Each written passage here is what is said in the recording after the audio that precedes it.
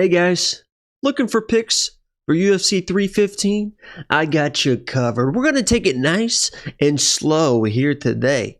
But let me give you my picks right off the bat because I know there's some people that's all they give a shit about.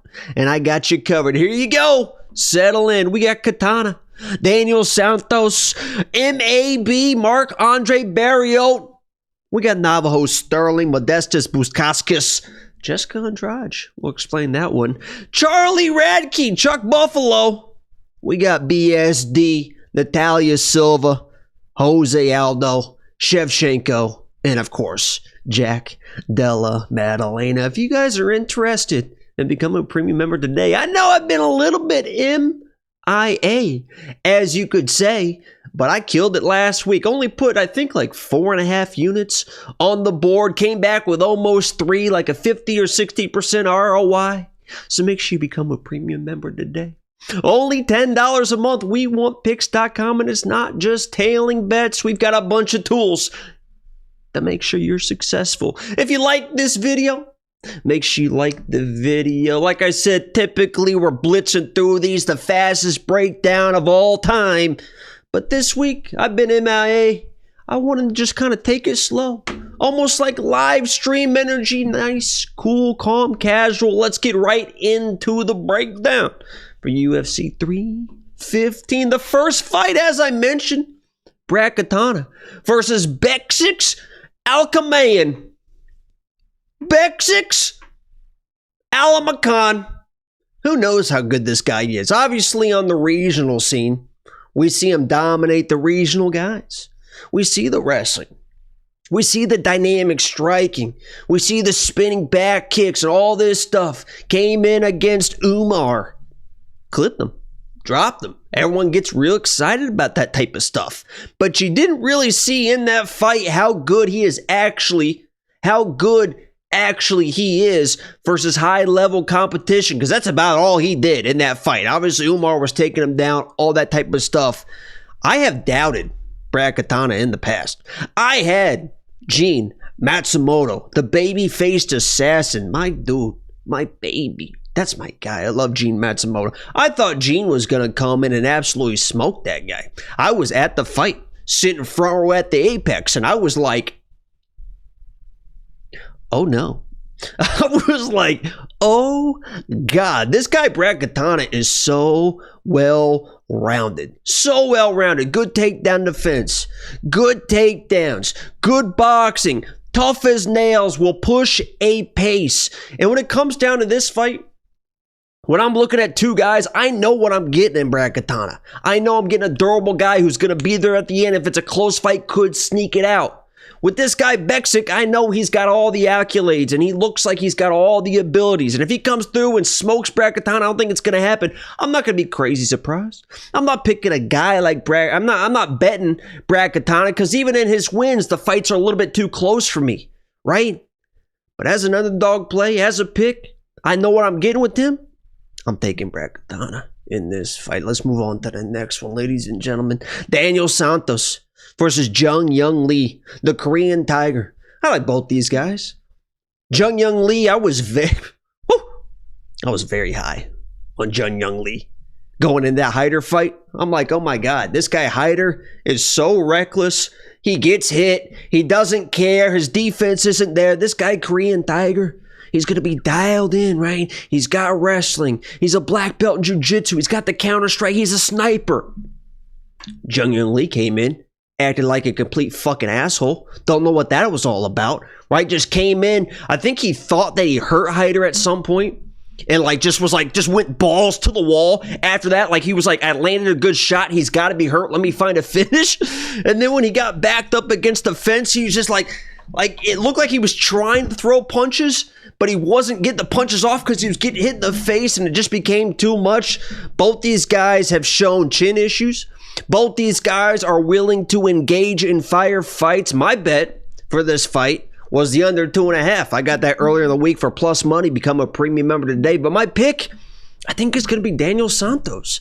You know, I believe that the tenacity, the forward pressure is just going to wear down a guy like Jeong Lee, and he seems to react and recover a little bit better when he's chinny. I mean, he's a chinny guy too, but when he gets dropped, it's like the Charles Oliveira, the shooter box guy, falls to his back, right? Engages, okay? And when he gets on the ground, I know that Jeong Lee is a capable black belt, but the way that Daniel Santos is able to hit some of these sweeps, I think if he does get hurt, it's going to be able to keep him alive. He can get into an advantageous, that's a tough word.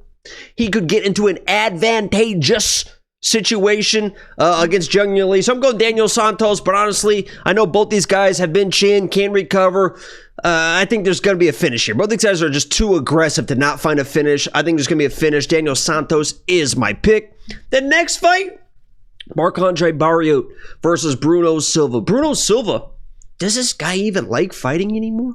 The last fight, he just seemed so uninterested in the sport. Luckily for Marc-Andre Barriault, coming off 2 back-to-back knockout losses, he's not the most dangerous guy in the world, Bruno Silva. Okay takedowns, but he will just kind of methodically go about the octagon and not really worry about anything. And this should be a great spot for Marc-Andre Barriault. Should be. I mean, he should just come through with forward pressure, avoid like the kind of half-ass big shots in Bruno Silva, avoid the half-ass takedowns, and Bruno showed that if you start backing him up and he starts falling behind, he doesn't have that switch to flip to be able to start going forward, and Marc-Andre Barriault has been known in the past to, once he starts building, to really start building on the fight. This could be a very sneaky play on this card for Marc-Andre Barriault to win this fight in almost dominant fashion. If you want to play something a little bit sneaky, I don't know what the odds are. I don't have it in front of me, but I think it's like a plus 100. A Marc-Andre Barriault like a minus 3.5, because if he wins, honestly, the way that Bruno Silva's been fighting, Marc-Andre Barriault should win all 3 rounds, if not find a finish, maybe late second into the 3rd round, if he is that power bar guy and his chin isn't completely gone. But Bruno's not really a dangerous guy. I'm going Marc-Andre Barriault. What's the next fight? Navajo Stirling versus Ivan Erslan. Navajo was supposed to come in his last fight. Well, big favorite. And smoked this guy. What, Tuco Turcos? What the fuck was his name? Tuco Turcos? He looked all right. He looked all right. It wasn't overly dominant. Didn't find the finish, but he showed an ability to get back to his feet on the takedowns. He was marching forward the whole time. Got that octagon time that a lot of people, these undefeated fighters, don't really get a chance to get. Got the full 15 minutes. This is a matchup for him to dominate. They know what they were doing in this matchup. And I know people are worried about the undefeated fighters and this guy, Navajo Stirling, was supposed to smoke the last guy he fought, but that was more of a ode to the toughness of Turco Tukios, what the fuck his name is, than it was for Navajo. Navajo was still marching forward the entire 15 minutes. Ivan is a guy that has been chinned time and time again, and I think there's such a situation. I think this is a situation where Navajo's going to come in and look like that big prospect, the big kickboxing prospect, forward pressure, find that shot, drop Ivan, and then be able to find a finish. I'm going Navajo, pretty confident in that play. Next one is going to be Modestas Bukauskas versus Yeong Cutelaba. Woo! Cutelaba, always fun fights here. Has started to dial back the aggression just a little bit. Still throws the big shots. Doesn't really set up combinations. Will throw that big right hand, but a lot of the big right hands are now set up because he has the takedown. He's starting to go back to those wrestling roots. Is he going to be able to get the early takedowns on Modestas? Maybe. But even if he's able to get the early takedowns, I think Modestas is going to be good enough to be able to survive the early, grappling exchanges, isn't going to get TKO'd, isn't going to give up his back and get submitted. And as the fight goes on, I think those takedowns are going to be less and less for Yeong. And the striking should favor a guy like Modestas. Now, Modestas can be chin. He can get hit. I'm not crazy confident in a guy like Modestas Bukauskas, but he should be the more technical striker. He should be kind of the bigger guy in there. He is a big dude, and as the fight goes on, I think he's going to have more and more success versus Cutelaba. So Cutelaba maybe a first-round play here, but as the fight goes on, I think Modestas starts to build. Cutelaba starts to fade. You saw Cutelaba even against that Erslan fight start to fade a little bit, start to get taken down himself. I think the same thing could happen here. Modestas has offensive wrestling, offensive grappling in his own right. So maybe it's a situation where Modestas comes in, tries to wrestle the wrestler. Not a bad game plan. You've got wrestling too. Try to wrestle, wear him out a little bit. I'm going Modestas, Bukauskas. Next one. Now hang with me here, okay? I like Jasmine, okay? Jasmine versus Jessica Andrade. I like Jasmine. We've been all over Jasmine in the past. Me and Angelo were both on Jasmine way back against Miranda Maverick, and everyone clowned us, right? She was like a plus 250, plus 275 dog. Everyone clowned us, right? And she ended up winning that fight. I have no issues with Jasmine as a person. We tried to get Jasmine on the show. It didn't quite work out. Great person. I like Jasmine. What I don't like about Jasmine is her striking just seems to... I haven't seen the improvements. I have not seen the improvements in the striking from Jasmine that I would like to see as you start making your way to the top level competition. And no matter what you think about Jessica Andrade, she is a former champion. She is an experienced fighter. She is the better striker in this matchup. She does have real power in her hands. And Jasmine, sporting a sub 40% takedown accuracy, is really prone to getting into brawls. This is a girl that got outboxed by Tracy Cortez. She is willing to brawl, and typically she can brawl enough in these situations to set up those level changes. She gets in, forward pressure, blah, blah, blah, gets on the leg, gets a trip, gets those takedowns. But I don't think she's going to be forward pressuring a girl like Jessica Andrade. Go watch that Natalia Silva fight with Jessica Andrade. Jessica Andrade still got it. Now, I know you're sitting there 26-13. She has some loss in there. She still throws that fucking heat. She still brings that forward pressure. And I think Jasmine, working off her back foot against the cage, isn't going to be able to set up those takedowns. Remember, even when she's moving forward with the striking and be able to land shots, she's still sub 40% on the takedown accuracy. Jessica Andrade is sporting something like a 70-80% takedown defense. She's been there, done that. She knows how to defend takedowns. I know she got taken down by Tatiana Suarez, Aaron Blanchfield, whatever it is. Those girls go all in on the takedowns. Jasmine will fuck around on the feet. And when you're getting backed against the fence and you start getting desperate with the takedowns and those takedowns don't work and Jessica Andrade is in your face, I think it's going to be trouble. Not a popular pick, but I just do not like the striking at all from Jasmine. Her hands are sloppy. They're slow. Her defense isn't there. The takedowns aren't as accurate as people think they're going to be, and she can't get the takedowns. I think she's in trouble. I'm going Jessica Andrade. The beautiful. Hey, the beautiful. Stunning. Hey, Jasmine's beautiful too, right? But Jessica Andrade, what a smile, huh? What a smile, Jessica Andrade. I've met her in person, by the way. Woo! What a sweetheart.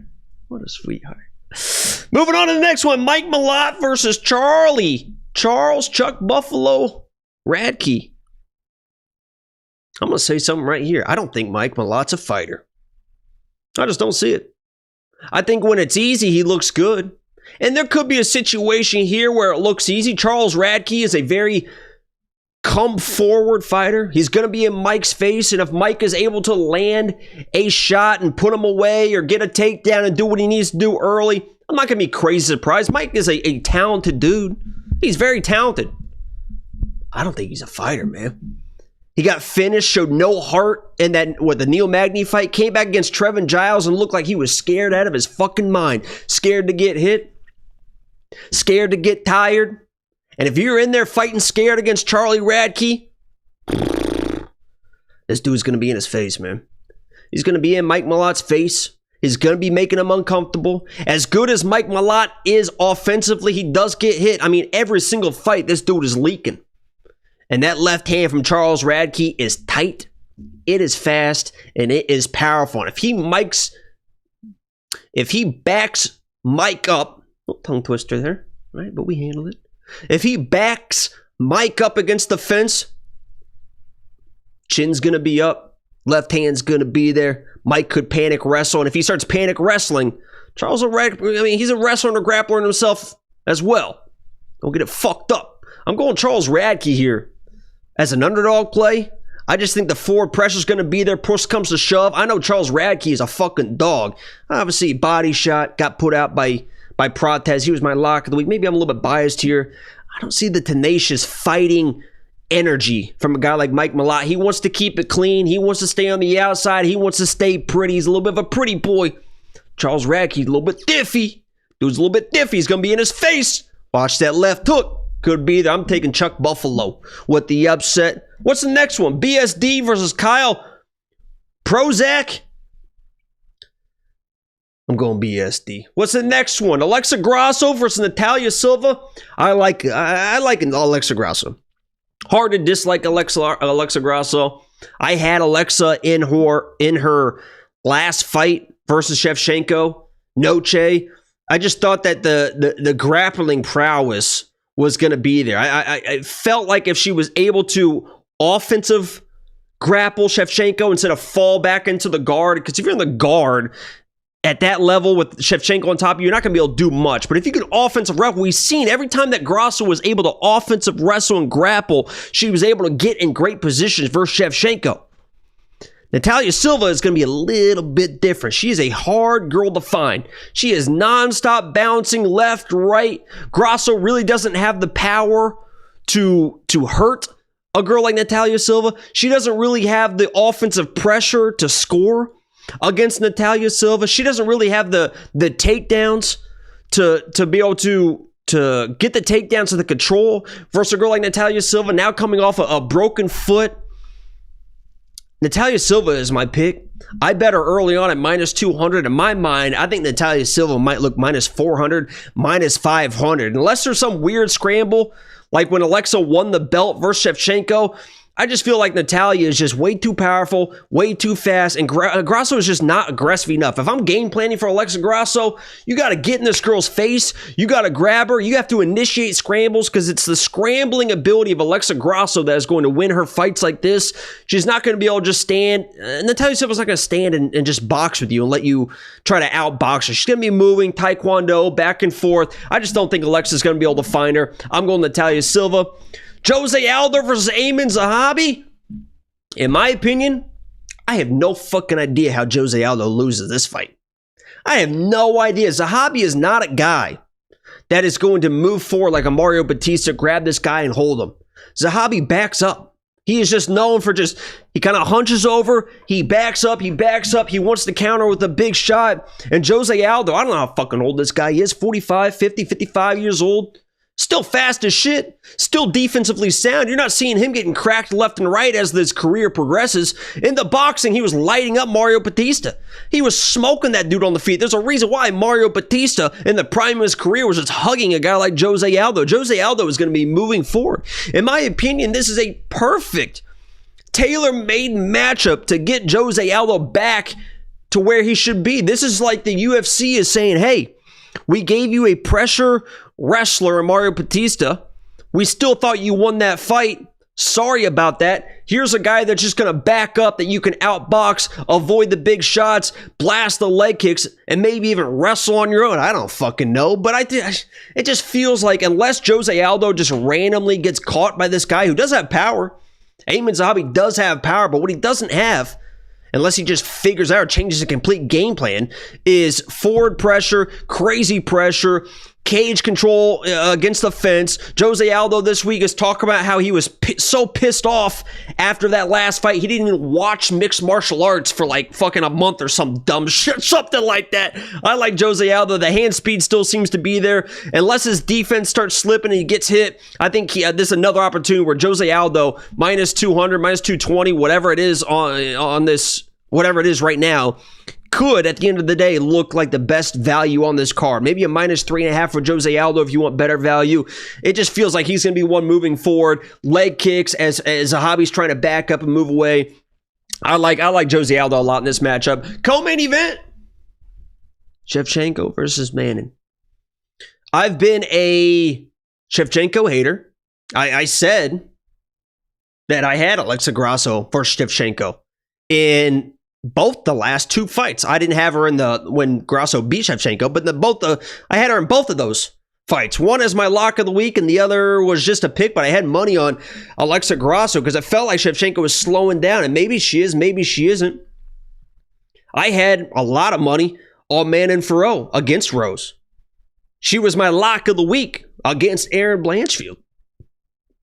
A lot of money. Lock of the week. She was an underdog versus Erin Blanchfield. And I was very high on Manning. I was like, oh, she got smoke.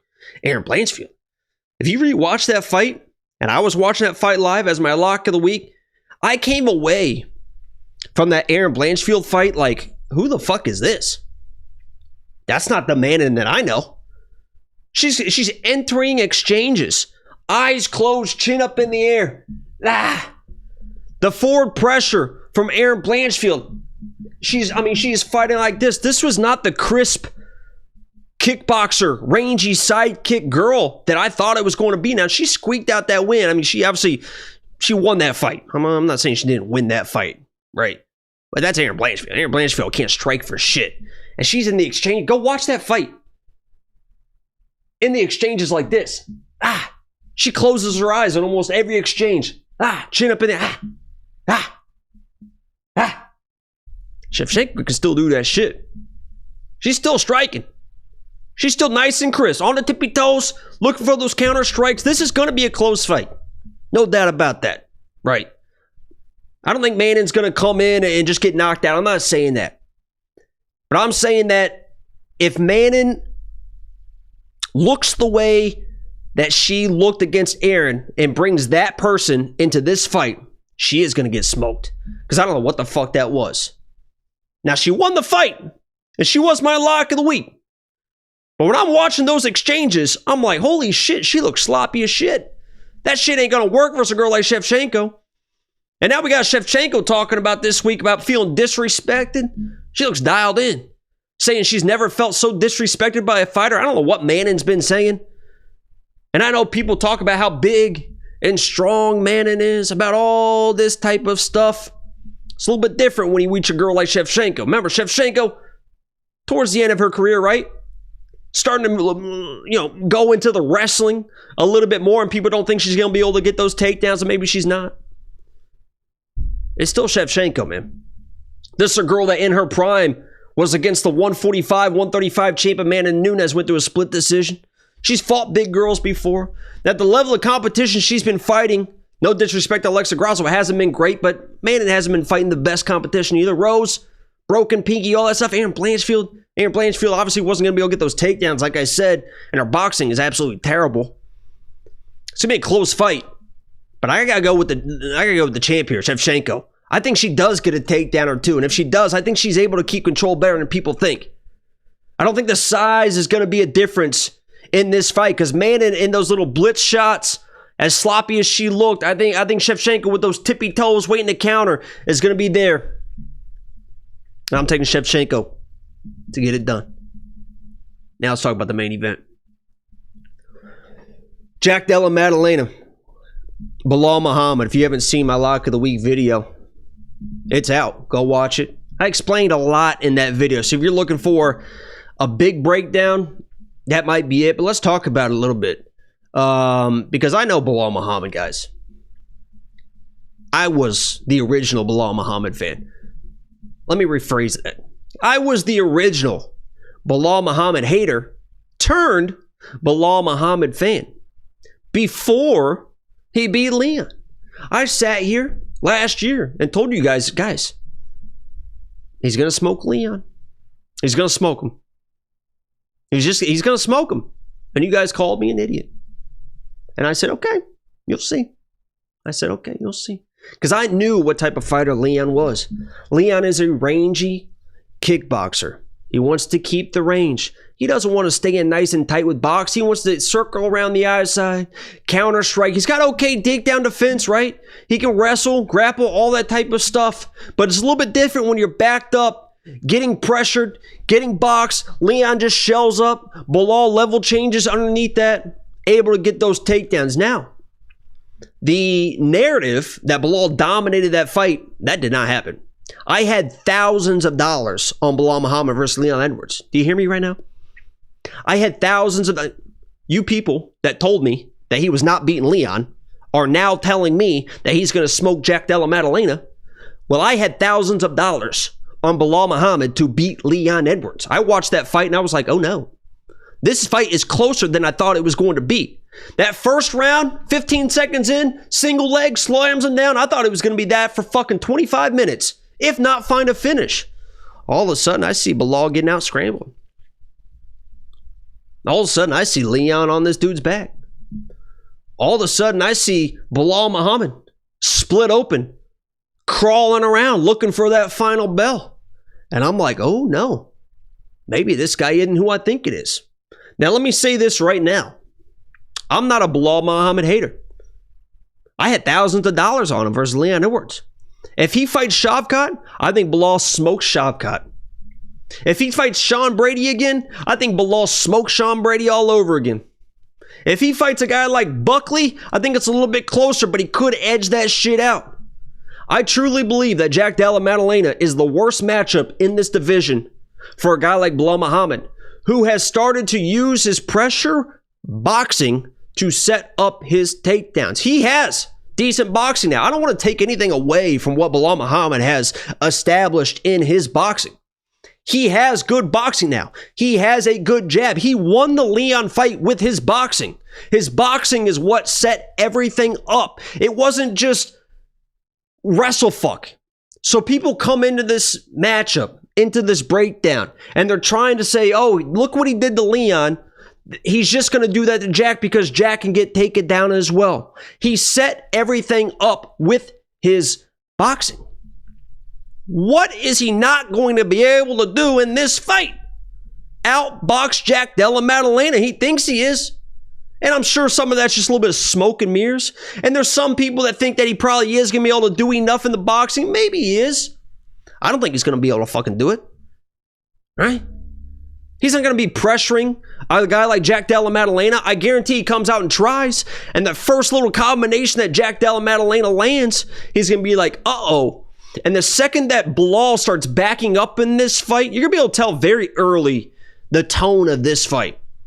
Whoever is walking forward and controlling the center of the octagon in the first half of the first round of this fight is going to win this fight. And I have all the confidence in the world it's going to be Jack Della Maddalena. This guy doesn't give a fuck. This guy doesn't give a fuck. He does not give a fuck. If Belal Muhammad comes in, right, it's almost like the Max Holloway Ilya. Right? The Matador, all this stuff. Ilya walked right to the middle and said, okay, I'm here. You want to do this or not? And Max was like, right? Jack Della Maddalena is going to walk straight to that middle and say, you want to box? We'll fucking box. And it could get interesting. I like Jack Della Maddalena. I like his tenacity. I like his willingness to just give a fuck. Leon Edwards didn't give a fuck. He's never gave a fuck. You pressure that guy, you're going to beat him. I had Colby Covington as my lock of the week versus Leon because I'm like, if you just pressure this guy, you're going to win. Right? And that's what Belal did, and credit for him to it. And I said he was going to do that. You're not going to do that to Jack Della Maddalena, man. You might take him down. Belal might get some early takedowns. It doesn't fucking matter. It doesn't fucking matter. Belal could get the same takedown he got against Leon in the first round versus Jack Della Maddalena. First 15 seconds, controlling for the whole round.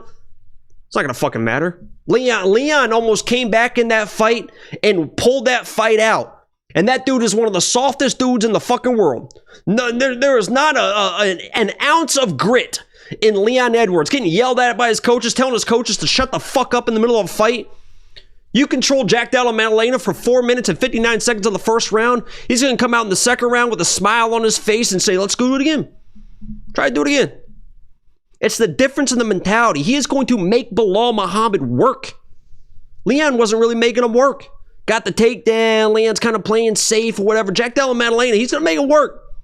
Not only is he going to make him work if he gets him to the ground, he's going to make him work on the fucking feet. Those body shots, right? Because Leon was trying to box, headhunt a little bit, jab here and there. When Jack starts digging those body shots, that air, that gas tank is going to be dwindling fast for Belal Muhammad. Because people think he's going to come in and just wrestle fuck for 25 minutes. He shot, 13 takedowns, got 9 of them versus Leon Edwards and almost fucking died. He was dead at the end of that fight. And that's in a fight where he didn't really have to do much on the ground. Once he got the takedown, he got the control. Even in the round where Leon had his back. Belal was just kind of hanging out. There wasn't a lot going on in that fight. And that dude was done, gassed, tired, bleeding, looking for the final bell after 13 takedown attempts. Got 9 of them with 13 minutes of control, doing not a whole bunch of nothing. He might get some takedowns versus Jack. Jack's going to make him work. And once you start making this guy work, you're going to realize there's a difference between people like Merab and people like Belal. Merab has shot 40 fucking takedowns in a fight. 40 fucking takedowns. The most takedowns Belal ever shot in a fight was that fight versus Leon, and the dude almost fucking died. And Leon didn't even make the guy work. Jack's going to make him work. Belal might have some early success. Not worried about it. He might get a takedown in the first 10 seconds. Not worried about it. Second round, third round, fourth round, that shit's going to add up because Jack is going to make him work. He's going to be scrambling. And without the big submission threat of Belal Muhammad, which is not really a big submission threat, Jack's going to be scrambling, Grammy rolling, hitting switches, doing all this type of stuff. And Belal is going to start fading. And once he starts fading, and once those takedowns aren't there, right? Because he might get desperate with the takedowns in the beginning, blast doubles, all this stuff. But once he has to set up takedowns with his boxing, because he didn't get Jack out of there in the first or second round, and he can't use the boxing to set up those takedowns, he's going to start looking desperate. And once Jack down on Maddalena starts moving downhill, once he sees that blood in the water, it's going to be beautiful. It is going to be beautiful. This guy's going to be all over him. All over him. And I can't wait to see it. Hopefully you guys enjoyed this breakdown. Nice, cool, calm, casual. Like the video if you haven't already. Subscribe if you are new. WhenWeWantPicks.com. Only $10 a month. But also, too, I mean, the lock of the week video, I already explained it. But people, oh, Belal, the Basil fight, the Kevin Holland fight. Stick it up your ass. You're going to learn Saturday night. My name is Jacob, a.k.a. the Freckled Salamander. We're locked in, ready to go. It's going to be a great year. And I'm out of here.